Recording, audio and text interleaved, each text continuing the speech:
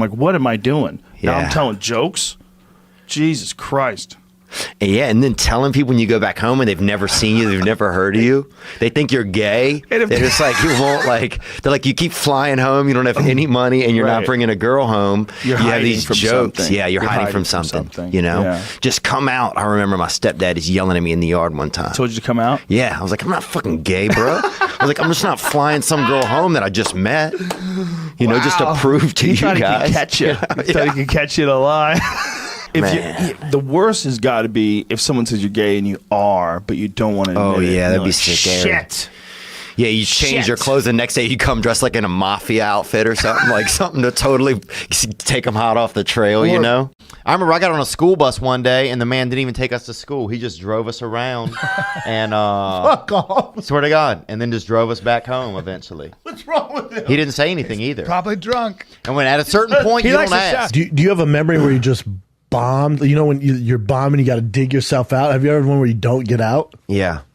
I got two of my crazy memories. One time, some dude laughed so hard at the show, he came out of the closet to his buddies just right in front of him. Swear to God, he's just like, I'm gay! It like fucking literally like jarred something in his stem, you know?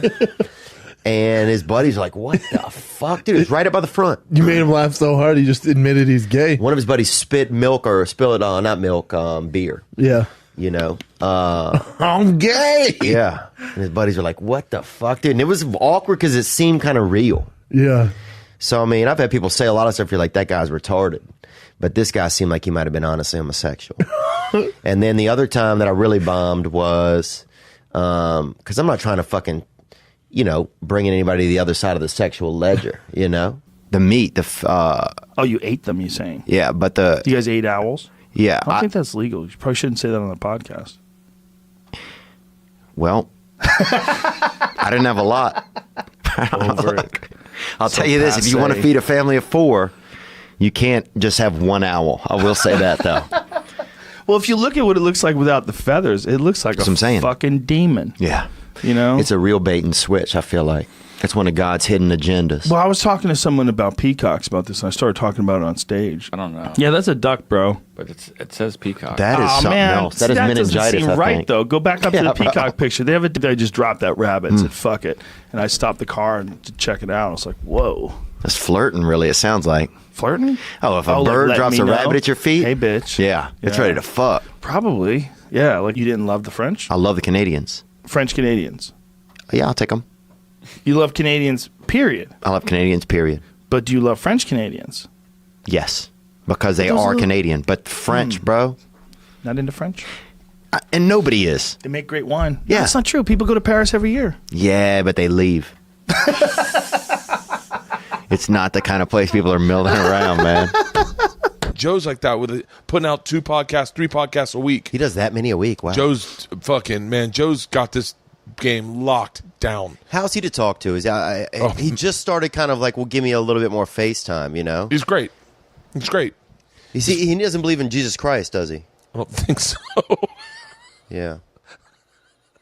But that's fine. You know? Yeah, I don't think he does. Yeah, he might not believe in Jesus Christ, but... I mean, I think he believes. And I'm drinking out of his mug right here. Look, I think he believes in a higher power. I mean, he's done DMT, so he's spoken to the aliens. So then I just got into stand up, and I always like making people laugh. Like I used to do a similar thing when I was a child. At the lunch table, we get some kids who were mentals, or a couple of them might have been mentals, and a couple kids that were well, you know. And we get there and sit them to make them drink milk, and then tell jokes and do stuff until one of them just blew milk out of their face, you know. And if you get some straight up, just a couple mentals, boy, some straight up sawed off humans, you get them to straight up blow leche out their dome, dude. That's America right there. You know what I'm saying? And that's when I knew I was like, I got some kind of a gift here. You know? I almost blew the throat out of this one boy. Almost blew the throat out of this one boy named Tot, T-O-T was his name. Kind of a bad name, too, to be mentally challenged. But also easy for him to spell. And, I'm not joking, that's what his father said. And easy for him to spell backward and forward. Same name, Tot. So that's true, man. Was this guy's his name was Todd? Why are you so laughing at him? It's just a funny sounding name. That's all. I'm sorry. Yeah, you're right. Yeah, it was pretty funny, I guess. Todd. Yeah, well, let's Todd. talk about Todd. Sometimes he would just say T-O-T was his name, but I knew it was Todd. Yeah. He would try to spell it out, and, like he was tricking me. Yeah.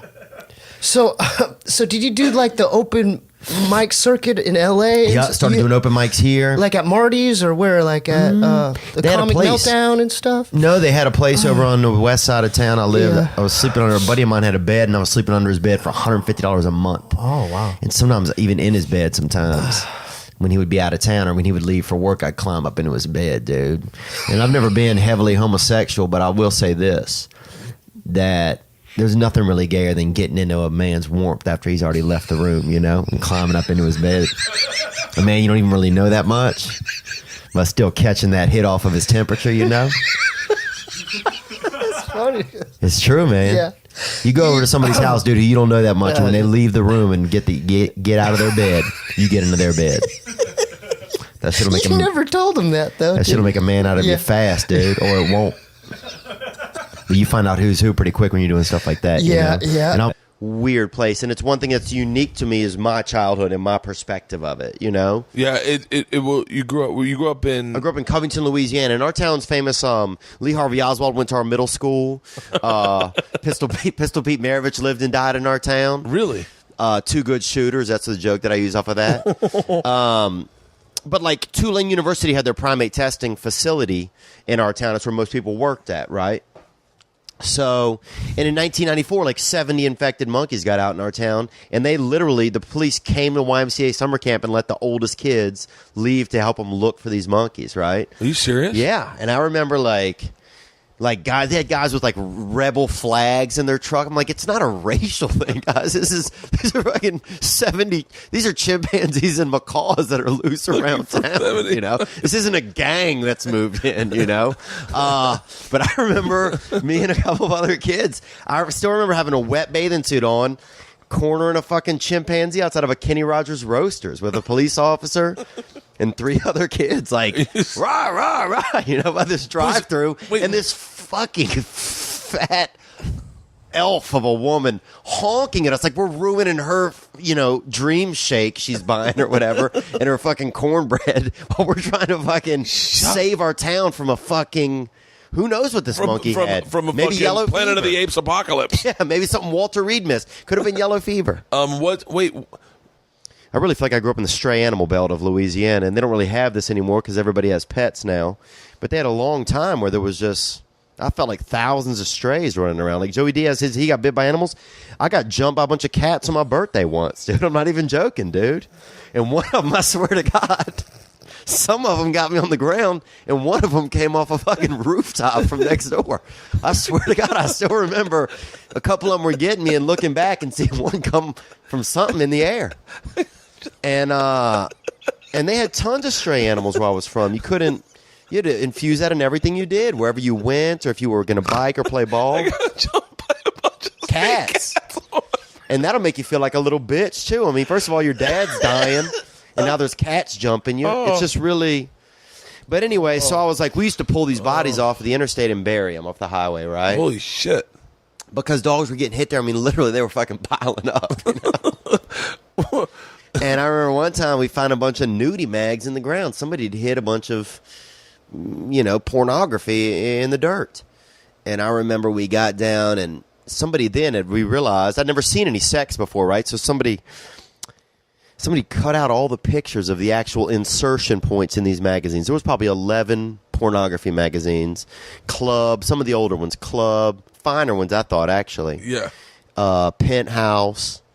But where the exact penis and vagina insertion point happened, and in every picture, somebody cut that out. That's odd. And taken it with them, I guess. And I don't know if they did it because they didn't want people to see that, or they wanted to have it all, But I remember just weird shit like that. And that's when I started realizing this shit didn't happen to everybody. Like, for some reason, God put all this weird shit in front of me. And so those are the things that I need to focus on. And that's when I started thinking that I became a little bit more confident because I know what I'm talking about, I think. What do you mean? Like, I know what like I'm explaining a place that I know, you know? Yeah. It's not like I'm trying to be like, Oh, when you started talking about where you grew up Yeah, on and just stage, these you got weird more things. confidence. You knew what you were talking about. yeah, I knew what I was talking about. So that just helped with my confidence. So now I can tell some older jokes and bits, and there's more confidence there. But now I'm also being able to just tell new stories and still keep that same perspective that I had with these other bits. Was there racism in Covington? Yeah.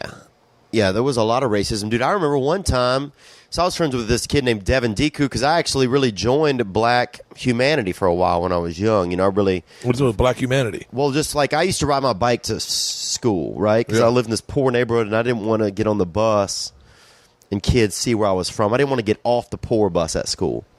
So I would ride my bike to school, and it was about 5 miles, right? And this was like in middle school, you know? So like, but I'd go through the black neighborhood, you know? Like, because our neighborhood was white and black, and white at one end, black at the other end. So I'd go through there, and a lot of the blacks would get on my bike, you know? And they honestly used to call me the nigger bus, is what they would call me. And they would be like, the nigger bus is here. And they would all get, like 3 or 4 of them would get on my bike and be on my shoulders and sitting on the front. Tall blacks, too. Like this one kid named Jonathan Smith. This kid had to be, I swear to God, he was 9 feet tall, man. And he fucking made me ride him. I literally remember the back tire he was so fucking heavy, the back tire on my bike would come off, which made me wonder, how's this bike even having any traction on the road? But then they'd have somebody on the pegs on the back and like piled up. Of like a Kembe Mutombo sitting on your handlebars Totally. and your fucking bike being up. And I didn't call myself the nigger bus. That's what they called me. Yeah, right? yeah. First concert I ever went to. This pedophile took us, right? I'm not even joking, dude. Rest in peace. He's dead. This dude, Richard Langenstein, bro. Oh. His family owned a fucking deli, dude, over in New Orleans. Famous How did he meats. bring you to a concert? Yeah, bro. He's gonna tell you. Me and my little girlfriend at the time, Jessica, we met him at church, right? Because he was, I guess he was daylighting as a decent person, right? So we met him at church, okay? So I was like, hey, you know, that's... And they called him Big Richard, bro, because he was big and he had all the fucking, you know, his skin was scabbing up. He had different colors on his arms. And we're like, let's, you know, the fucking Lord's leopard print was fucking coming out of him, right? Oh my God. So we went over to his house. We're like, let's go to his house and take him some cookies on Sunday and watch the Saints game with him, right? Not for nothing. We shouldn't have ate that second step. We shouldn't. Nah, I'm Oh, fucked yeah. up to the Oh, I'm gills, crying. bro. Oh my God. I'm crying and I have no worries. I'm sorry. Keep going. Okay. I'm sorry. No, look, I'm amazed you. I just want to let you know I'm fucked up to the gills. Okay, I'm And amazed there's you a lot talk of nights. that much. So we fucking dumb, dude. I'm so gullible, bro. I could have been molested a million times. Like, I'm gonna tell this. Molesters, if you're out there, bro, do you have so many fans? I'm sure you got about 30 fucking child molester fans. Statistically, bro. Statistically, dude. Cue me in here. Statistically, bro. You probably got 30 fans of the child molesters. You missed your chance. I'm going to say that. You missed your fucking chance with this kid Dynamite, dude. Because I was gullible, bro. And I was a good kid. And I was strong, bro. Handsome. Long hair. Bro, I used to do this bit about Denny's and how much I hated Denny's, right? It's on your special. It's on my special, right? So anyway, I was like, I wish somebody would shoot up a fucking Denny's, right? That's what I would say. Dude, some kid puts in the comments, he goes, man, he puts a link to a YouTube clip. He goes, man, my dad actually got shot up at a fucking Denny's. He goes, somebody walked in with a gun and shot everybody in the place. 1 star. He goes, but I still love this bit that you do. And that was beautiful, bro. Here I am joking about it. He said it really happened. He lost his father right next to a fucking grill, bro. Right next to a griddle. You know what? You got, you know, 2 brothers back there fucking sword fighting with spatulas, probably hopped up on fucking methamphetamines, you know? Not knowing they're going to lose their job to the fucking Mexican guy sitting at the bar, you know? Unbelievable, man. But that's God, dude. That kid came and he was just positive, man. They had a man, speaking of alcohol and headbutting, they had a black man that that one time we go get like Taka vodka used to be the kind of vodka that we would drink. It was just like this off brand in our region. Like Todd's almost? Yeah, probably like something like that. Just like whatever. Every place had their own little local brand or whatever. And this was called Taka. And so you go get a fifth of Taka or whatever. So one time I pull up by the gas station and they had this man. And I was thinking, oh, this guy will buy some vodka. He looks like he drinks some vodka. And it was daytime. You know, it was probably maybe 11 a.m. So I pick it. I say, hey, man, will you get us some liquor? He said, yeah. I said, all right, here's the money. You got to go in and get the liquor, come back out and get in the car. It was the kind of dude you had to give exact directions to. Yeah, otherwise you're going to deviate from the plan. Probably 100%. buy like some fucking Slim Jims and a pack of Scratch offs, cigarettes. Yeah, scratch shoes, offs. Fucking the dice. Yeah. this dude come out with shoes. So anyway, he gets back in the car. He's got the liquor. And that's when this dude told me, he's like, you know, I'm the headbutting champion of the world, right? Last thing you want to hear from, I'm talking this guy, the only man I've ever seen, yeah. He had that thick head. Oh, this guy's head was probably made by that shoemaker, right? He had that kind of head. He had a Bigger or shoemaker's. smaller than Chin's head? Chin's head has a dome on him. It was like Chin's head with another All Chin's head on forehead, top of but it. all yeah. forehead? Oh, yeah, but all forehead, dude. God yeah, damn. it was that jaundiced snowman. It was like stacking up a couple of Chin's heads, right? This guy had just... Like you could see his neck, you could hear his neck. If you put your ear up to his neck, you could his neck would be like, "Man, I'm tired," you know. I'm exhausted. I'm tired. And he was headbutting people? No, he goes, "I'm driving us off." He has the vodka, and I want the vodka from him, right? You're trying to get fucked up. And he goes, "You know, I'm the headbutting champion of the world, right?" And this dude's homeless. Okay, so. Did you say, I didn't know there was competition for that, sir? And this is before they had it. This is way before. This is 20 years before Kimbo Slice, right? Yeah. And this man looked exactly like Kimbo Slice, right? But white? With a 2-story head. Oh, he's black. But white or black? But black. All right. 100% black. And so next thing you know, he goes, you know, I'm the headbutting champion of the world. And you start to see him kind of just looking at me as I just feel like suddenly. He was sizing up your dome. Yeah, suddenly I'm looking forward driving and he's looking directly at me, right? You can feel it. There is no us. We're not going anywhere anymore. He is just in the car with me. And so I pull, and he goes, do you think you could beat me? And I knew. But when he said, do you think anything at that point, I'm already thinking of the cops. I'm thinking of my funeral. I'm thinking of dude in the back. Get in there. I'm thinking about, I'm the fuck out. But you can't just get out of a car when you're driving it. And that's one of the issues with cars is that you have some responsibility to stay in there and at least pull it over. Just if it's yours. Yeah. So I pull over because I'm not going to get knocked unconscious while I'm moving forward. You know what I'm saying? I'm not a fucking idiot. Yeah. So this dude, he goes, you want to know? And I know he couldn't even hear me anymore. I'm saying no. He's seeing red. Oh, yeah. For him, it's game time. Yeah, it's game time, dude. Yeah. I'm saying no in different ways. I'm saying no in different languages. And you can tell it's not registering in his head. And he just lines me up, right? And just hit me as hard as he could with his fucking head, bro. Yeah, knocked me completely unconscious. Only been knocked out twice in my life.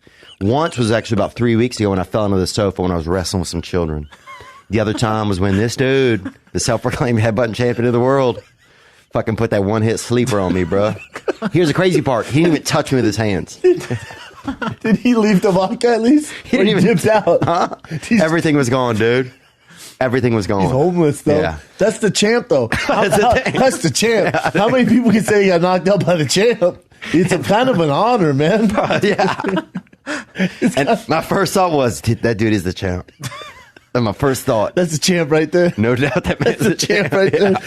Dude, the tough part, though, I got real lean calves, you know, because a lot of my family, my great-grandfather didn't even have legs, so you got to expect that, you know, I'm going to have lean calves. We're just still sprouting them out, you know. You're still working on the family lineage of Dude, having it'll be legs. another 3 generations before we got some fucking, you know, beefy low pieces in our genes. How far? Who was just kind of like a regular guy, maybe about 6'1", but getting shorter by the hour almost because of old age. Oh, really? Yeah, old age takes a lot of density out of your bones.